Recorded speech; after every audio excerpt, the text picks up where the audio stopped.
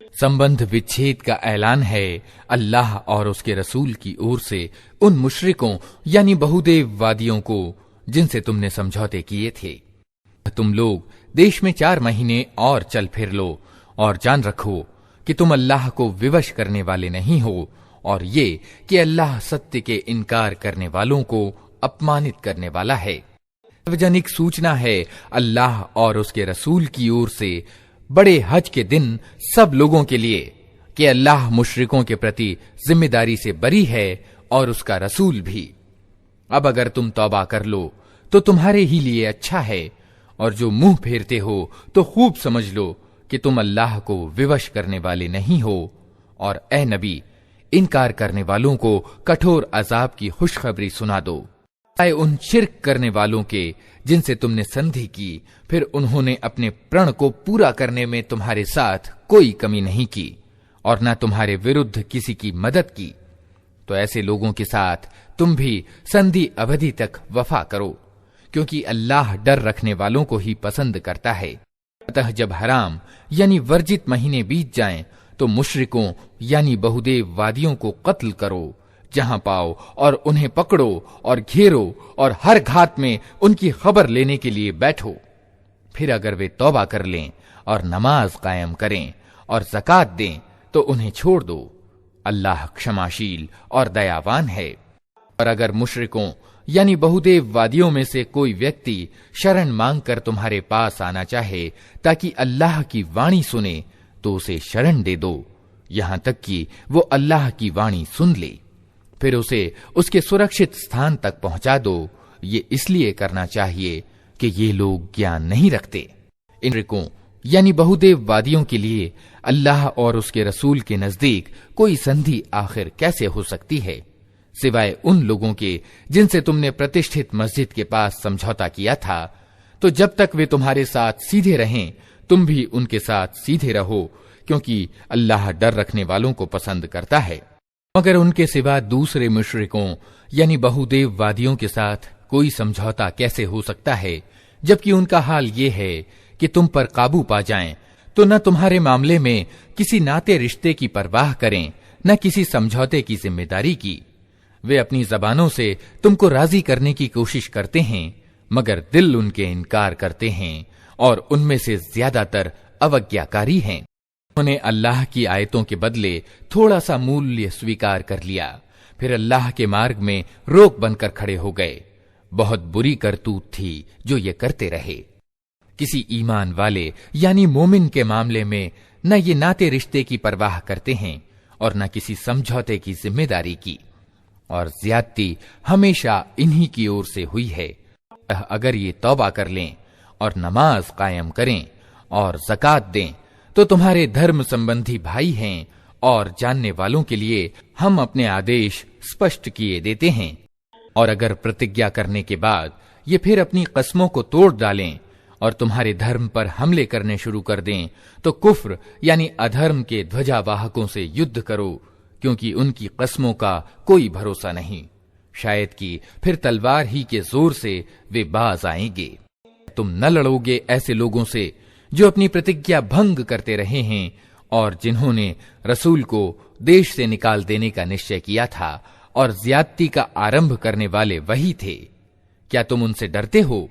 अगर तुम ईमान वाले हो तो अल्लाह इसका ज्यादा हकदार है कि उससे डरो, लड़ो। अल्लाह तुम्हारे हाथों से उनको सजा दिलवाएगा और उन्हें अपमानित करेगा, और उनके मुकाबले में तुम्हारी मदद करेगा, और बहुत से ईमान वालों के दिल ठंडे करेगा और उनके दिलों की जलन मिटा देगा, और जिसे चाहेगा तौबा का सौभाग्य भी प्रदान करेगा।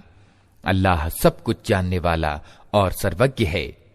तुम लोगों ने ये समझ रखा है कि यूं ही छोड़ दिए जाओगे, हालांकि अभी अल्लाह ने ये तो देखा ही नहीं कि तुम में से कौन वे लोग हैं जिन्होंने उसकी राह में जान तोड़ संघर्ष किया और अल्लाह और रसूल और ईमान वालों के सिवा किसी को जिगरी दोस्त ना बनाया।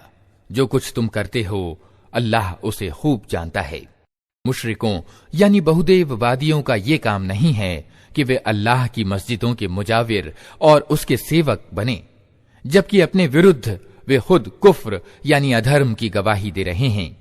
उनका तो सारा किया धरा अकारथ गया और जहन्नम में उन्हें हमेशा रहना है। अल्लाह की मस्जिदों के आबाद करने वाले मुजाविर और सेवक तो वही लोग हो सकते हैं जो अल्लाह और अंतिम दिन को माने और नमाज कायम करें, ज़कात दें और अल्लाह के सिवा किसी से न डरें। उन्हीं से ये उम्मीद है कि सीधी राह चलेंगे। क्या तुम लोगों ने हाजियों को पानी पिलाने और प्रतिष्ठित मस्जिद काबा की मुजाविरी करने को उस व्यक्ति के काम के बराबर ठहरा लिया है जो ईमान लाया अल्लाह पर और अंतिम दिन पर जिसने संघर्ष किया अल्लाह के मार्ग में? अल्लाह की नजर में तो ये दोनों बराबर नहीं हैं और अल्लाह जालिमों को राह पर नहीं लगाया करता। अल्लाह के यहां तो उन्हीं लोगों का पद बड़ा है जो ईमान लाए और जिन्होंने उसके मार्ग में घर बार छोड़े और जान और माल से संघर्ष किया, वही सफल हैं। उनका रब उन्हें अपनी दयालुता और प्रसन्नता और ऐसी जन्नतों की खुशखबरी देता है जहां उनके लिए स्थायी आनंद की सामग्री है। उनमें वे हमेशा रहेंगे। यकीनन अल्लाह के पास सेवाओं का बदला देने को बहुत कुछ है। ऐ लोगों जो ईमान लाए हो, अपने बापों और भाइयों को भी अपना साथी न बनाओ अगर वे ईमान के मुकाबले में कुफ्र यानी अधर्म को प्राथमिकता दें। तुम में से जो उनको साथी बनाएंगे वही जालिम होंगे। ऐ नबी कह दो कि अगर तुम्हारे बाप और तुम्हारे बेटे और तुम्हारे भाई और तुम्हारी पत्नियां और तुम्हारे नाते रिश्ते वाले और तुम्हारे वे माल जो तुमने कमाए हैं और तुम्हारे वे कारोबार जिनके मंदा बढ़ जाने का तुमको डर है और तुम्हारे वे घर जो तुम्हें पसंद हैं, तुमको अल्लाह और उसके रसूल और उसकी राह में जिहाद यानी संघर्ष करने से ज्यादा प्रिय हैं, तो इंतजार करो यहां तक कि अल्लाह अपना फैसला तुम्हारे सामने ले आए। और अल्लाह अवज्ञाकारियों को मार्ग नहीं दिखाया करता। अल्लाह इससे पहले बहुत से अवसरों पर तुम्हारी मदद कर चुका है। अभी हुनैन की लड़ाई के दिन उसकी मदद की हालत तुम देख चुके हो। उस दिन तुम्हें ज्यादा संख्या का गर्व था, मगर वो तुम्हारे कुछ काम न आई और जमीन अपनी विशालता के बावजूद तुम पर तंग हो गई और तुम पीठ फेर कर भाग निकले। अल्लाह ने अपनी सकीनत यानी प्रशांति अपने रसूल पर और ईमान वालों पर उतारी और वे सेनाएं उतारी जो तुमको दिखाई न देती थीं, और सत्य का इनकार करने वालों को सजा दी कि यही बदला है उन लोगों के लिए जो सत्य का इनकार करें। फिर तुम ये भी देख चुके हो कि इस तरह सजा देने के बाद अल्लाह जिसको चाहता है तौबा का सौभाग्य भी प्रदान करता है। अल्लाह माफ करने वाला और दया करने वाला है। ऐ लोगों जो ईमान लाए हो, मुशरिक यानी बहुदेववादी नापाक हैं, अतः इस वर्ष के बाद ये प्रतिष्ठित मस्जिद यानी काबा के पास न भटकने पाएं। और अगर तुम्हें तंग दस्ती का डर हो तो दूर नहीं कि अल्लाह चाहे तो तुम्हें अपने अनुग्रह से धनी कर दे। अल्लाह सर्वज्ञ और तत्वदर्शी है। युद्ध करो किताब वालों में से उन लोगों के विरुद्ध जो अल्लाह और अंतिम दिन पर ईमान नहीं लाते और जो कुछ अल्लाह और उसके रसूल ने हराम ठहराया है उसे हराम नहीं करते और सत्य धर्म को अपना धर्म नहीं बनाते। उनसे लड़ो यहां तक कि वे अपने हाथ से जिज़िया यानी रक्षा कर दें और छोटे बन के रहें। यहूदी कहते हैं कि उज़ैर अल्लाह का बेटा है और ईसाई कहते हैं कि मसीह अल्लाह का बेटा है। ये असत्य बातें हैं जो वे अपनी जबानों से निकालते हैं। उन लोगों की देखा देखी जो इनसे पहले कुफ्र यानी अधर्म में ग्रस्त हुए थे। अल्लाह की मार इन पर, ये कहां से धोखा खा रहे हैं। उन्होंने अपने धर्म ज्ञाताओं और दुनिया से विमुख संत को अल्लाह के सिवा अपना रब बना लिया है और उसी तरह मसीह इब्न मरियम को भी, हालांकि उनको एक पूज्य के सिवा किसी की बंदगी करने का आदेश नहीं दिया गया था, वो जिसके सिवा कोई बंदगी का अधिकारी नहीं। पाक है वो उन शिर्क यानी बहुदेववाद संबंधी बातों से जो ये लोग करते हैं। ये लोग चाहते हैं कि अल्लाह की रोशनी को अपनी फूंकों से बुझा दें, मगर अल्लाह अपनी रोशनी पूर्ण किए बिना मानने वाला नहीं है, चाहे अधर्मियों को ये कितना ही अप्रिय हो। वो अल्लाह ही है जिसने अपने रसूल को मार्गदर्शन और सत्य धर्म के साथ भेजा है ताकि उसे दीन की पूरी जिन्स यानी पूरे आकार प्रकार पर प्रभावी कर दे, चाहे मुशरिकों यानी बहुदेववादियों को ये कितना ही अप्रिय हो। लोगों जो ईमान लाए हो, इन किताब वालों के ज्यादातर धर्म ज्ञाता यानी उल्मा और दुनिया से विमुख संतों का हाल ये है कि वे लोगों के माल गलत तरीकों से खाते हैं और उन्हें अल्लाह के मार्ग से रोकते हैं। दर्दनाक सजा की खुशखबरी दो उनको जो सोने और चांदी जमा करके रखते हैं और उन्हें अल्लाह के रास्ते में खर्च नहीं करते। एक दिन आएगा कि इसी सोने चांदी पर जहन्नम की आग दहकाई जाएगी और फिर इसी से उनके ललाटों और पहलुओं और पीठों को दागा जाएगा। यह है वो खजाना जो तुमने अपने लिए जमा किया था, लो अब अपनी समेटी हुई दौलत का मजा चखो। वास्तविकता यह है कि महीनों की संख्या जब से अल्लाह ने आसमान और जमीन की रचना की है, अल्लाह के लेखे में 12 ही है और उनमें से 4 महीने आदर के यानी हराम हैं। यही ठीक नियम है, अतः इन 4 महीनों में अपने ऊपर जुल्म न करो और मुशरिकों यानी बहुदेववादियों से सब मिलकर लड़ो जिस तरह वे सब मिलकर तुमसे लड़ते हैं, और जान लो कि अल्लाह डर रखने वालों ही के साथ है। महीनों का हटाना तो कुफ्र यानी अधर्म में एक और अधर्म युक्त कर्म है जिससे ये अधर्मी लोग गुमराही में ग्रस्त किए जाते हैं। किसी वर्ष एक महीने को हलाल कर लेते हैं और किसी वर्ष उसको हराम कर देते हैं ताकि अल्लाह के हराम किए हुए महीनों की संख्या भी पूरी कर दें और अल्लाह का हराम ठहराया हुआ हलाल भी कर लें। उनके बुरे कर्म उनके लिए खुशनुमा बना दिए गए हैं और अल्लाह सत्य के इनकार करने वालों को राह पर नहीं लगाया करता। लोगों जो ईमान लाए हो, तुम्हें क्या हो गया कि जब तुमसे अल्लाह की राह में निकलने के लिए कहा गया तो तुम जमीन से चिमट कर रह गए? क्या तुमने आखिरत के मुकाबले में दुनिया की जिंदगी को पसंद कर लिया? ऐसा है तो तुम्हें मालूम हो कि दुनिया की जिंदगी की ये सब सामग्री परलोक यानी आखिरत में बहुत थोड़ी निकलेगी। न उठोगे तो अल्लाह तुम्हें दर्दनाक सजा देगा और तुम्हारी जगह किसी और गिरोह को उठाएगा और तुम अल्लाह का कुछ भी ना बिगाड़ सकोगे। उसे हर चीज की सामर्थ्य प्राप्त है। तुमने अगर नबी की मदद न की तो कुछ परवाह नहीं, अल्लाह उसकी मदद उस समय कर चुका है जब अधर्मियों ने उसे निकाल दिया था, जब वो सिर्फ 2 में का दूसरा था, जब वे दोनों गुफा में थे, जब वो अपने साथी से कह रहा था कि गम न कर, अल्लाह हमारे साथ है। उस समय अल्लाह ने उस पर अपनी ओर से हृदय शांति उतारी और उसकी मदद ऐसी सेनाओं से की जो तुम्हें दिखाई न देती थीं, और अधर्मियों का बोल नीचा कर दिया। और अल्लाह का बोल तो ऊंचा ही है। अल्लाह प्रभुत्वशाली और गहरी सूझबूझ वाला है। लो चाहे हल्के हो या बोझल, और संघर्ष यानी जिहाद करो अल्लाह के मार्ग में अपने मालों और अपनी जानों के साथ। ये तुम्हारे लिए उत्तम है अगर तुम जानो। ऐ नबी, अगर लाभ सरलता से प्राप्त होने वाला होता और सफर हल्का होता तो वे जरूर तुम्हारे पीछे चलने को तैयार हो जाते, मगर उन पर तो ये रास्ता बहुत कठिन हो गया। अब वे अल्लाह की कसम खा खाकर कहेंगे कि अगर हम चल सकते तो यकीनन तुम्हारे साथ चलते। वे अपने आप को तबाही में डाल रहे हैं। अल्लाह खूब जानता है कि वे झूठे हैं। भी अल्लाह तुम्हें माफ करे, तुमने क्यों उन्हें छूट दे दी? तुम्हें चाहिए था कि खुद छूट न देते, ताकि तुम पर खुल जाता कि कौन लोग सच्चे हैं और झूठों को भी तुम जान लेते।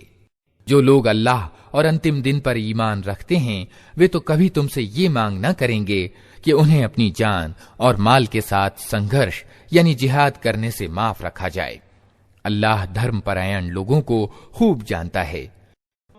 ऐसी मांगे तो सिर्फ वही लोग करते हैं जो अल्लाह और अंतिम दिन पर ईमान नहीं रखते, जिनके दिलों में शक है और वे अपने शक ही में दुविधाग्रस्त हो रहे हैं। वास्तव में उनका इरादा निकलने का होता तो वे इसके लिए कुछ तैयारी करते, लेकिन अल्लाह को उनका उठना पसंद ही न था, इसलिए उसने उन्हें सुस्त कर दिया और कह दिया कि बैठ रहो बैठने वालों के साथ। अगर वे तुम्हारे साथ निकलते तो तुम्हारे अंदर खराबी के सिवा किसी चीज की अभिवृद्धि न करते। वे तुम्हारे बीच उपद्रव मचाने के लिए दौड़ धूप करते और तुम्हारे गिरोह का हाल ये है कि अभी उनमें बहुत से ऐसे लोग पाए जाते हैं जो उनकी बातें कान लगाकर सुनते हैं। अल्लाह इन जालिमों को खूब जानता है। पहले भी उन लोगों ने फितना उठाने की कोशिशें की हैं और तुम्हें नाकाम बनाने के लिए हर तरह के उपायों का उलट फेर कर चुके हैं, यहां तक कि उनकी इच्छा के विपरीत सत्य आ गया और अल्लाह का काम होकर रहा। में से कोई है जो कहता है मुझे छुट्टी दे दीजिए और मुझको फितने में न डालिए। सुन रखो, फितने ही में तो ये लोग पड़े हुए हैं और जहन्नम ने इन अधर्मियों को घेर रखा है। तुम्हारा भला होता है तो इन्हें दुख होता है और तुम पर कोई मुसीबत आती है तो ये मुंह फेर कर खुश खुश पलटते हैं और कहते जाते हैं कि अच्छा हुआ, हमने पहले ही अपना मामला ठीक कर लिया था। कहो, हमें हरगिज कोई बुराई या भलाई नहीं पहुंचती मगर वो जो अल्लाह ने हमारे लिए लिख दी है। अल्लाह ही हमारा संरक्षक मित्र है और ईमान वालों को उसी पर भरोसा करना चाहिए। उनसे कहो, तुम हमारे मामले में जिस चीज की प्रतीक्षा में हो वो इसके सिवा और क्या है कि दो भलाइयों में से एक भलाई है, और हम तुम्हारे मामले में जिस चीज के इंतजार में हैं वो ये है कि अल्लाह खुद तुमको सजा देता है या हमारे हाथों दिलवाता है। अच्छा, तो अब तुम भी इंतजार करो और हम भी तुम्हारे साथ इंतजार करते हैं। उनसे कहो, तुम अपने माल चाहे राजी खुशी खर्च करो या अप्रियता के साथ, किसी हालत में वे कबूल न किए जाएंगे क्योंकि तुम अवज्ञाकारी लोग हो। उनके दिए हुए माल कबूल न होने का कोई कारण इसके सिवा नहीं है कि उन्होंने अल्लाह और उसके रसूल के साथ इनकार की नीति अपनाई है। नमाज के लिए आते हैं तो कसमसाते हुए आते हैं और अल्लाह के मार्ग में खर्च करते हैं तो अनिच्छापूर्वक खर्च करते हैं। इनके माल और दौलत और इनकी औलाद की बहुलता को देखकर धोखा न खाओ। अल्लाह तो ये चाहता है कि इन्हीं चीजों के द्वारा इनको दुनिया की जिंदगी में भी अजाब में ग्रस्त करे और ये जान भी दें तो सत्य के इनकार ही की हालत में दें। वे अल्लाह की कसम खा खा कर कहते हैं कि हम तुम्ही में से हैं, जबकि वे हरगिज तुम में से नहीं हैं। वास्तव में तो वे ऐसे लोग हैं जो तुमसे डरे हुए हैं। अगर वे लोग पनाह की जगह पालें या कोई गुफा या घुस बैठने की जगह तो भागकर उसमें जा छिपें। ऐ नबी, उनमें से कुछ लोग सदकों के वितरण में तुम पर एतराज करते हैं। अगर उस माल में से उन्हें कुछ दे दिया जाए तो प्रसन्न हो जाएं और न दिया जाए तो बिगड़ने लगते हैं।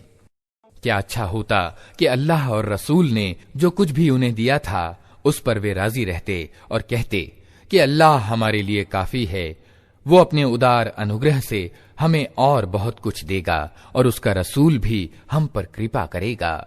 हम अल्लाह ही की ओर नजर जमाए हुए हैं। ये तो वास्तव में फकीरों और मोहताजों के लिए हैं और उन लोगों के लिए जो सदकों के काम पर नियुक्त हों और उनके लिए जिनका दिल मोहना यानी तालीफ कल्ब अभीष्ट हो और ये गर्दनों को छुड़ाने और कर्जदारों की मदद करने में और अल्लाह के मार्ग में और मुसाफिरों की सहायता में इस्तेमाल करने के लिए हैं। ये एक अनिवार्य पालनीय आदेश है अल्लाह की ओर से और अल्लाह सब कुछ जानने वाला और गहरी सूझबूझ वाला है। उनमें से कुछ लोग हैं जो अपनी बातों से नबी को दुख देते हैं और कहते हैं कि ये व्यक्ति तो कानों का कच्चा है। कहो, वो तुम्हारी भलाई के लिए ऐसा है। अल्लाह पर ईमान रखता है और ईमान वालों पर विश्वास करता है और सर्वथा दयालुता है उन लोगों के लिए जो तुम में से ईमान वाले हैं। और जो लोग अल्लाह के रसूल को दुख देते हैं उनके लिए दर्दनाक सजा है। ये लोग तुम्हारे सामने कस्में खाते हैं ताकि तुम्हें राजी करें, हालांकि अगर ये ईमान वाले हैं तो अल्लाह और रसूल इसके ज्यादा हकदार हैं कि ये उनको राजी करने की चिंता करें। इन्हें मालूम नहीं है कि जो अल्लाह और उसके रसूल का मुकाबला करता है उसके लिए दोज़ख की आग है जिसमें वो हमेशा रहेगा। ये बहुत बड़ी रुसवाई है। ये मिथ्याचारी यानी मुनाफिक डर रहे हैं कि कहीं मुसलमानों पर कोई ऐसी सूरा अवतरित ना हो जाए जो उनके दिलों के भेद खोल कर रख दे। ऐ नबी, उनसे कहो और हंसी उड़ाओ, अल्लाह उस चीज को खोल देने वाला है जिसके खुल जाने से तुम डरते हो। आपसे पूछो कि तुम क्या बातें कर रहे थे, तो झट कह देंगे कि हम तो हंसी मजाक और दिल्लगी कर रहे थे। उनसे कहो, क्या तुम्हारी हंसी दिल्लगी अल्लाह और उसकी आयतों और उसके रसूल ही के साथ थी? अब बहाने मत गढ़ो, तुमने ईमान लाने के बाद कुफ्र किया है। अगर हमने तुम में से एक गिरोह को माफ भी कर दिया तो दूसरे गिरोह को तो हम जरूर सजा देंगे, क्योंकि वो अपराधी है। मिथ्याचारी यानी मुनाफिक मर्द और मिथ्याचारिणी औरतें सब एक दूसरे जैसे हैं।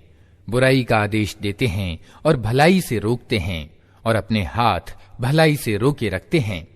ये अल्लाह को भूल गए तो अल्लाह ने भी इन्हें भुला दिया। यकीनन ये मिथ्याचारी ही अवज्ञाकारी हैं। इन मिथ्याचारी मर्दों और मिथ्याचारिणी औरतों और अधर्मियों के लिए अल्लाह ने दोज़ख की आग का वादा किया है जिसमें वे हमेशा रहेंगे। वही इनके लिए मुनासिब है। इन पर अल्लाह की फिटकार है और इनके लिए कायम रहने वाला अजाब है। तुम लोगों के रंग ढंग वही हैं जो तुम्हारे पहले के लोगों के थे। वे तुमसे ज्यादा शक्ति संपन्न और तुमसे बढ़कर माल और औलाद वाले थे। फिर उन्होंने दुनिया में अपने हिस्से के मजे लूट लिए और तुमने भी अपने हिस्से के मजे उसी तरह लूटे जैसे उन्होंने लूटे थे। और वैसे ही वाद विवादों में तुम भी पड़े जैसे वाद विवादों में वे पड़े थे। सो उनका अंजाम ये हुआ कि दुनिया और आखिरत में उनका सब किया धरा अकारत हो गया और वही घाटे में हैं। इन लोगों को अपने से पहले लोगों का इतिहास नहीं पहुंचा। नूह की कौम, आद, समूद, इब्राहिम की कौम, मदियन के लोग और वे बस्तियां जिन्हें उलट दिया गया। उनके रसूल उनके पास खुली खुली निशानियां लेकर आए। फिर ये अल्लाह का काम न था कि उन पर जुल्म करता, मगर वे खुद ही अपने ऊपर जुल्म करने वाले थे। ईमान वाले मर्द और ईमान वाली औरतें ये सब एक दूसरे के साथी हैं। भलाई का हुक्म देते और बुराई से रोकते हैं, नमाज कायम करते हैं, ज़कात देते हैं और अल्लाह और उसके रसूल का आज्ञा पालन करते हैं। ये वे लोग हैं जिन पर अल्लाह की दयालुता उतर कर रहेगी। यकीनन अल्लाह को सब पर प्रभुत्व प्राप्त है और वो तत्वदर्शी और सर्वज्ञ है। इन ईमान वाले मर्दों और ईमान वाली औरतों से अल्लाह का वादा है कि उन्हें ऐसे बाग देगा जिनके नीचे नहरें बहती होंगी और वे उनमें हमेशा रहेंगे। उन सदाबहार बागों में उनके लिए पाकीज़ा ठहरने की जगहें होंगी और सबसे बढ़कर ये कि अल्लाह की प्रसन्नता उन्हें प्राप्त होगी। यही बड़ी सफलता है। नबी, अधर्मियों यानी काफिरों और मिथ्याचारियों यानी मुनाफिकों दोनों का पूरी शक्ति से मुकाबला करो और उनके साथ कठोरता से निपटो। आखिरकार इनका ठिकाना जहन्नम है और वो अत्यंत बुरी ठहरने की जगह है। ये लोग अल्लाह की कसम खा खा कर कहते हैं कि हमने वो बात नहीं कही, हालांकि उन्होंने जरूर ही वो कुफ्र यानी अधार्मिकता की बात कही है। उन्होंने इस्लाम धारण करने के बाद कुफ्र किया और उन्होंने वो कुछ करने का इरादा किया जिसे कर ना सके। ये उनका सारा गुस्सा इसी बात पर है, न कि अल्लाह और उसके रसूल ने अपने उदार अनुग्रह से उनको धनी बना दिया है। अब अगर ये अपनी इस नीति से बाज आएं तो इन्हीं के लिए उत्तम है, और अगर ये बाज ना आएं तो अल्लाह उनको बड़ी ही दर्दनाक सजा देगा, दुनिया में भी और आखिरत में भी, और जमीन में कोई नहीं जो इनका हिमायती और मददगार हो। उनमें से कुछ ऐसे भी हैं जिन्होंने अल्लाह से वादा किया था कि अगर उसने अपना अनुग्रह हमें प्रदान किया तो हम दान देंगे और अच्छे बनकर रहेंगे। जब अल्लाह ने उन्हें अपनी कृपा से धनवान कर दिया तो वे कंजूसी पर उतर आए और अपनी प्रतिज्ञा से ऐसे फिरे कि उन्हें इसकी परवाह तक नहीं है। नाम ये हुआ कि उनकी इस वादा खिलाफी के कारण जो उन्होंने अल्लाह के साथ की और उस झूठ के कारण जो वे बोलते रहे, अल्लाह ने उनके दिलों में मिथ्याचार यानी निफाक बिठा दिया, जो उसके सामने उनके उपस्थित किए जाने के दिन तक उनका पीछा न छोड़ेगा। ये लोग जानते नहीं कि अल्लाह उनके छिपे भेद और उनकी छिपी कानाफूसियों तक को जानता है और वो सभी परोक्ष की बातों से पूरी तरह परिचित है। तो खूब जानता है उन कंजूस धनवानों को जो स्वेच्छा पूर्वक देने वाले ईमान वालों की माली कुर्बानियों पर बातें छांटते हैं और उन लोगों की हंसी उड़ाते हैं जिनके पास अल्लाह के मार्ग में देने के लिए उसके सिवा कुछ नहीं है जो वे अपने ऊपर मशक्कत सह कर देते हैं। अल्लाह इन हंसी उड़ाने वालों की हंसी उड़ाता है और इनके लिए दर्दनाक सजा है। नबी, तुम चाहे ऐसे लोगों के लिए माफी की प्रार्थना करो या न करो, अगर तुम 70 बार भी उन्हें माफ कर देने की दरख्वास्त करोगे तो अल्लाह उन्हें हरगिज माफ न करेगा, इसलिए कि उन्होंने अल्लाह और उसके रसूल के साथ इनकार की नीति अपनाई है और अल्लाह अवज्ञाकारी यानी फासिक लोगों को छुटकारे की राह नहीं दिखाता। जिन लोगों को पीछे रह जाने की इजाजत दे दी गई थी वे अल्लाह के रसूल का साथ न देने और घर बैठे रहने पर खुश हुए और उन्हें गवारा न हुआ कि अल्लाह के मार्ग में जान और माल से संघर्ष करें। उन्होंने लोगों से कहा कि इस सख्त गर्मी में न निकलो। इनसे कहो कि जहन्नम की आग इससे ज्यादा गर्म है, कैसा अच्छा होता कि ये इसे जान पाते। चाहिए कि ये लोग हंसना कम करें और रोएं ज्यादा, इसलिए कि जो बुराई ये कमाते रहे हैं उसकी मजदूरी ऐसी ही है कि उन्हें उस पर रोना चाहिए। अल्लाह उनके बीच तुम्हें वापस ले जाए और भविष्य में इनमें से कोई गिरोह संघर्ष यानी जिहाद के लिए निकलने की तुमसे इजाजत मांगे तो साफ कह देना, अब तुम मेरे साथ हरगिज नहीं चल सकते और न मेरे साथ किसी दुश्मन से लड़ सकते हो। तुमने पहले बैठे रहने को पसंद किया था तो अब घर बैठने वालों ही के साथ बैठे रहो और आगे उनमें से जो कोई मरे उसकी जनाजे की नमाज भी तुम हरगिज न पढ़ना और न कभी उसकी कब्र पर खड़े होना, क्योंकि उन्होंने अल्लाह और उसके रसूल के साथ इनकार की नीति अपनाई है और वे मरे हैं इस हाल में कि वे अवज्ञाकारी थे। मालदारी और उनकी औलाद की बहुलता तुमको धोखे में न डाले। अल्लाह ने तो इरादा कर लिया है कि इस माल और औलाद के द्वारा उनको इसी दुनिया में सजा दे और उनकी जानें इस हाल में निकलें कि वे अधर्मी हों। जब कभी कोई सूरा इस विषय की उतरी कि अल्लाह को मानो और उसके रसूल के साथ मिलकर संघर्ष यानी जिहाद करो, तो तुमने देखा कि जो लोग उनमें से सामर्थ्यवान थे वही तुमसे प्रार्थना करने लगे कि उन्हें जिहाद में सम्मिलित होने से माफ रखा जाए, और उन्होंने कहा कि हमें छोड़ दीजिए कि हम बैठने वालों के साथ रहें। उन लोगों ने घर बैठने वालियों में शामिल होना पसंद किया और उनके दिलों पर ठप्पा लगा दिया गया, इसलिए उनकी समझ में अब कुछ नहीं आता। इस विपरीत रसूल ने और उन लोगों ने जो रसूल के साथ ईमान लाए थे अपनी जान और माल से जिहाद किया, और अब सारी भलाइयां उन्हीं के लिए हैं और वही सफलता प्राप्त करने वाले हैं। अल्लाह ने उनके लिए ऐसे बाग तैयार कर रखे हैं जिनके नीचे नहरें बह रही हैं, उनमें वे हमेशा रहेंगे। ये है उच्च श्रेणी की सफलता। अरबों में से भी बहुत से ऐसे लोग आए जिन्होंने बहाने किए ताकि उन्हें भी पीछे रह जाने की अनुमति दी जाए। इस तरह बैठे रहे वे लोग जिन्होंने अल्लाह और उसके रसूल से ईमान का झूठा इकरार किया था। इन बद्दुओं में से जिन लोगों ने कुफ्र की नीति अपनाई है, जल्द ही उन्हें दर्दनाक सजा पहुंचेगी।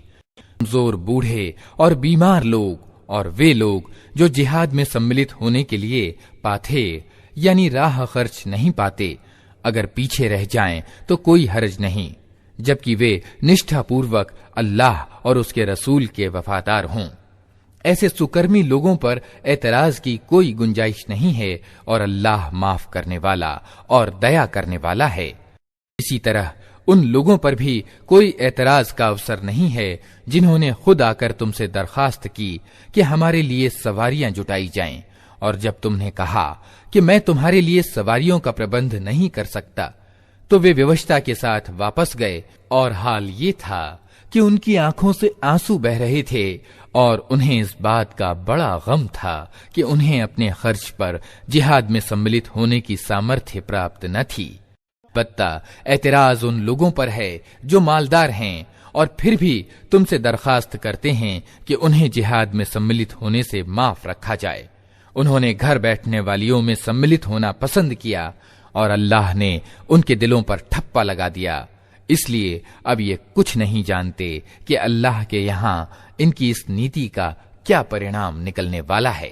जब तुम पलटकर इनके पास पहुंचोगे तो ये तरह तरह के बहाने पेश करेंगे, मगर तुम साफ कह देना कि बहाने ना करो, हम तुम्हारी किसी बात का विश्वास न करेंगे। अल्लाह ने हमको तुम्हारे हालात बता दिए हैं। अब अल्लाह और उनका रसूल तुम्हारे चलन को देखेगा, फिर तुम उसकी ओर पलटाए जाओगे जो खुले और छिपे सबका जानने वाला है, और वो तुम्हें बता देगा कि तुम क्या कुछ करते रहे हो। तुम्हारी वापसी पर ये तुम्हारे सामने कस्में खाएंगे ताकि तुम उन्हें छोड़ दो, तो बेशक तुम उन्हें जाने ही दो, क्योंकि ये गंदगी हैं और इनका वास्तविक ठिकाना जहन्नम है जो इनकी कमाई के बदले में इन्हें प्राप्त होगा। ये तुम्हारे सामने कस्में खाएंगे ताकि तुम इनसे राजी हो जाओ। हालांकि अगर तुम इनसे राजी हो भी गए तो अल्लाह हरगिज ऐसे अवज्ञाकारी यानी फासिक लोगों से राजी न होगा। ये अरब बद्दू इनकार और मिथ्याचार में ज्यादा सख्त हैं और इनके मामले में इस बात की संभावनाएं ज्यादा हैं कि उस धर्म की मर्यादाओं से बेखबर रहें जो अल्लाह ने अपने रसूल पर उतारा है। अल्लाह सब कुछ जानता है और तत्वदर्शी और सर्वज्ञ है।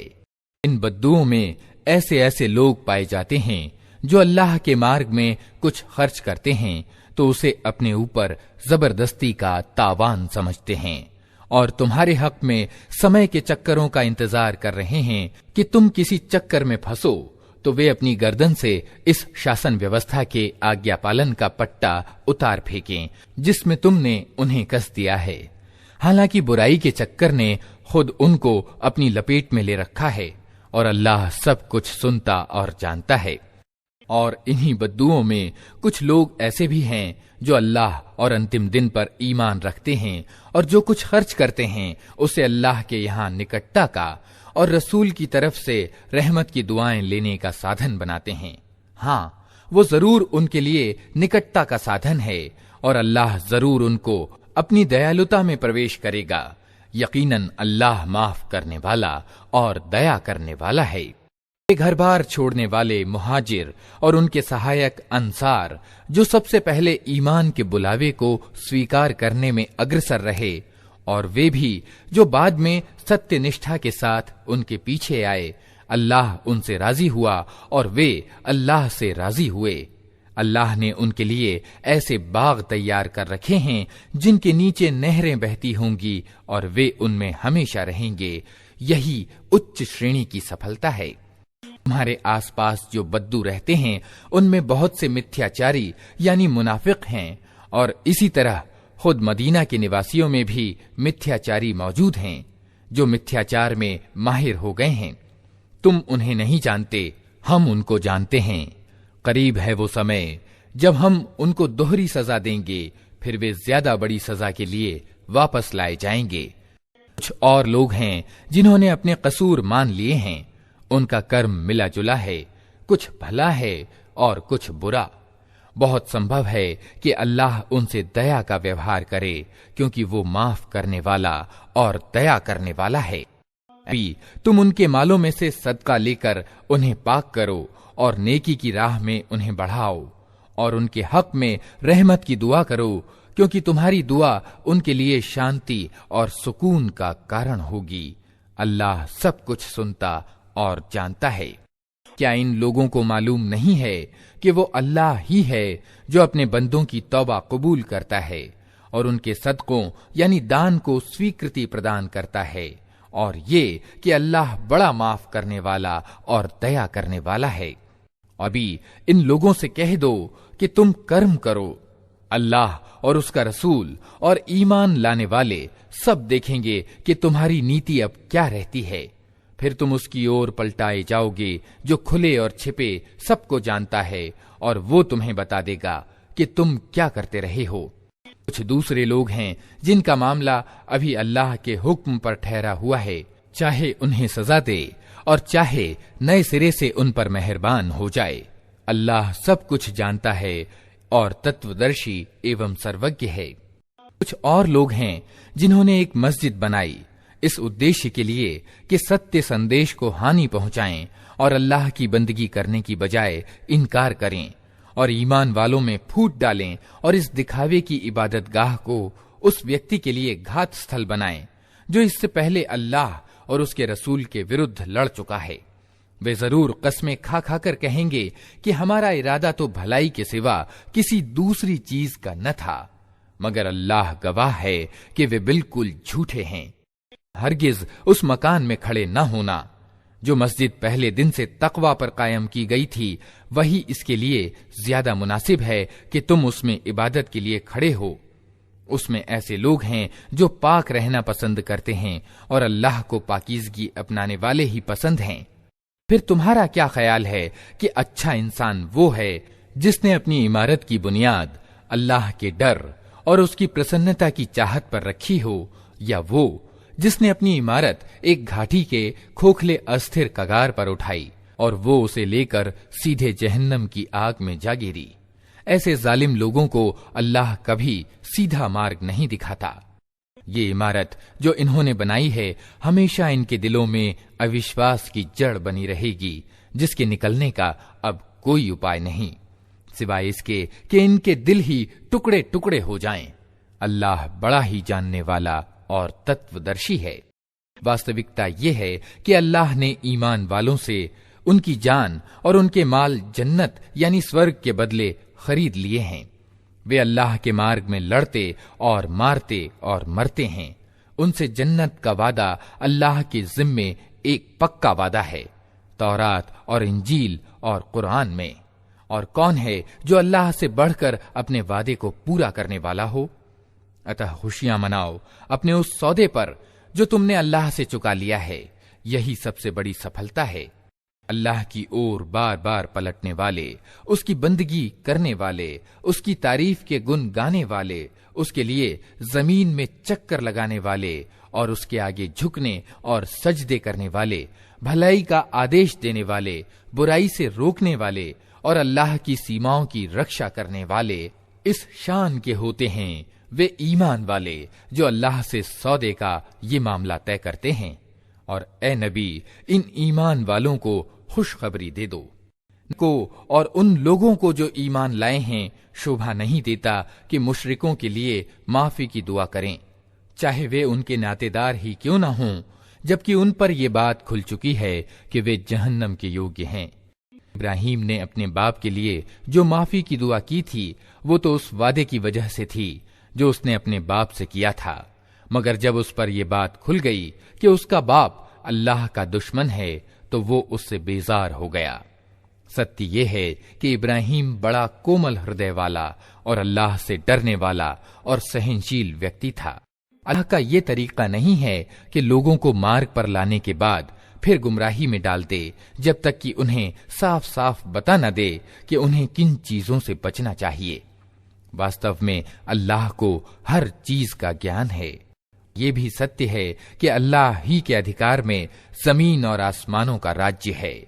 उसी के अधिकार में जिंदगी और मौत है, और तुम्हारा कोई समर्थक और मददगार ऐसा नहीं है जो तुम्हें उससे बचा सके। अल्लाह ने माफ कर दिया नबी को और उन घर बार छोड़ने वाले मुजाहिरों और उनकी मदद करने वाले अंसार को जिन्होंने बड़ी तंगी के समय में नबी का साथ दिया। अगरचे उनमें से कुछ लोगों के दिल कुटिलता की ओर झुक चले थे, मगर जब उन्होंने इस कुटिलता का अनुसरण न किया बल्कि नबी का साथ दिया तो अल्लाह ने उन्हें माफ कर दिया। बेशक उसका मामला इन लोगों के साथ नरमी और दया का है, और उन तीनों को भी उसने माफ किया जिनके मामले को स्थगित कर दिया गया था, जब जमीन अपनी सारी वुसात यानी फैलाव के बावजूद उन पर तंग हो गई और उनकी अपनी जानें भी उन पर बोझ होने लगीं, और उन्होंने जान लिया कि अल्लाह से बचने के लिए कोई शरण लेने की जगह खुद अल्लाह ही की दयालुता की छाया के सिवा नहीं है, तो अल्लाह अपनी मेहरबानी से उनकी ओर पलटा ताकि वे उसकी ओर पलट आएं। यकीनन ही वो बड़ा माफ करने वाला और दया करने वाला है। ऐ लोगो जो ईमान लाए हो, अल्लाह से डरो और सच्चे लोगों का साथ दो।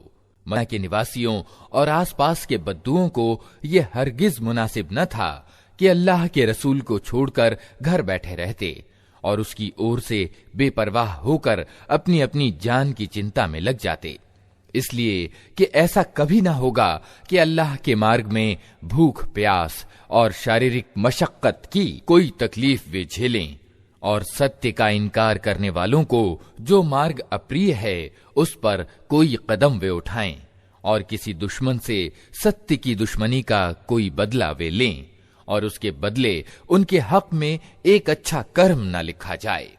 यकीनन अल्लाह के यहाँ उत्तम कारों का पारिश्रमिक मारा नहीं जाता। इसी तरह ये भी कभी ना होगा कि वे अल्लाह के मार्ग में थोड़ा या बहुत कोई खर्च उठाएं और जिहाद के प्रयास में कोई घाटी वे पार करें और उनके हक में उसे लिख न लिया जाए, ताकि अल्लाह उनके इस अच्छे कारनामों का बदला उन्हें प्रदान करे। ये कुछ जरूरी न था कि ईमान वाले सारे के सारे ही निकल खड़े होते, मगर ऐसा क्यों न हुआ कि उनकी आबादी के हर हिस्से में से कुछ लोग निकल कर आते और दीन की समझ पैदा करते और वापस जाकर अपने इलाके के निवासियों को सावधान करते, ताकि वे मुस्लिमों से भिन्न नीति से परहेज करते। ऐ लोगों जो ईमान लाए हो, युद्ध करो उन सत्य का इनकार करने वालों से जो तुम्हारे पास हैं, और चाहिए कि वे तुम्हारे अंदर सख्ती पाएं और जान लो कि अल्लाह डर रखने वालों के साथ है। कोई नई सूरा उतरती है तो उनमें से कुछ लोग मजाक के तौर पर मुसलमानों से पूछते हैं कि कहो तुम में से किसके ईमान में इससे इजाफा हुआ। जो लोग ईमान लाए हैं उनके ईमान में तो वास्तव में हर उतरने वाली सूरा ने इजाफा ही किया है और वे इससे खुश हैं। अलबत्ता जिन लोगों के दिलों को निफाक का रोग लगा हुआ था, उनकी पिछली गंदगी पर हर नई सूरा ने एक और गंदगी का इजाफा कर दिया और वे मरते दम तक कुफ्र ही में पड़े रहे। क्या लोग देखते नहीं कि हर साल एक दो बार ये आजमाइश में डाले जाते हैं, मगर इस पर भी न तौबा करते हैं न कोई शिक्षा ग्रहण करते हैं। कोई सूरा उतरती है तो ये लोग आंखों ही आंखों में एक दूसरे से बातें करते हैं कि कहीं कोई तुमको देख तो नहीं रहा है, फिर चुपके से निकल भागते हैं।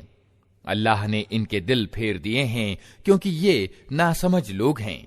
वो तुम लोगों के पास एक रसूल आया है जो खुद तुम ही में से है, तुम्हारा नुकसान में पड़ना उसके लिए असह्य है, तुम्हारी कामयाबी की वो लालसा रखता है।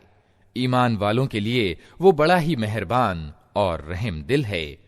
अब अगर ये लोग तुमसे मुंह फेरते हैं तो ए नबी इनसे कह दो कि मेरे लिए अल्लाह बस करता है, कोई पूज्य नहीं मगर वो, उसी पर मैंने भरोसा किया और वो मालिक है महान राज सिंहासन का।